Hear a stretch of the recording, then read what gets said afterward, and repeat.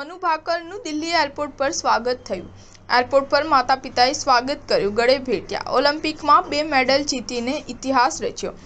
Double Olympic medal વિજેતા મનુ ભાકર આજે ભારત પરત ફરી રહી છે। દિલ્હીના ઇન્દિરા ગાંધી ઇન્ટરનેશનલ એરપોર્ટ પર તેમનું ભવ્ય સ્વાગત કરવામાં આવ્યું હતું।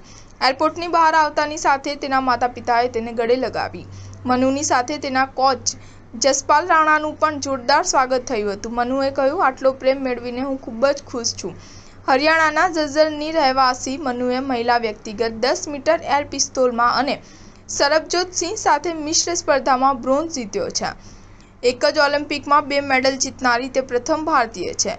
પેરિસ ઓલિમ્પિકના સમાપન સમારોહમાં મનુ ભાકરના ભારતના ધ્વજવાહક હશે। મનુ રવિવારે સમાપન સમારોહ માટે પેરિસ પરત ફરશે। મનુના કાકા મહેન્દ્રસિંહ ભાકર પણ તેમનું સ્વાગત કરવા એરપોર્ટ પહોંચ્યા છે। તેમણે કહ્યું, મનુએ અમારી સ્કૂલમાં LKGથી 12મા ધોરણ સુધી અભ્યાસ કર્યો છે। તે ખૂબ જ સારી વિદ્યાર્થીની હતી। જ્યારે મનુ વિદ્યાર્થીની હતી ત્યારે તેણે ઘણી રમતોમાં ભાગ લીધો હતો। જ્યારે તે 10મા ધોરણમાં હતી ત્યારે તેણે શૂટિંગ શરૂ કર્યું હતું। અમારી દીકરી માટે આ એક ઐતિહાસિક સિદ્ધિ છે। મનુ પેરિસ ઓલિમ્પિકમાં 25 મીટર પિસ્તોલ ઇવેન્ટમાં મેડલ ચૂકી ગઈ હતી।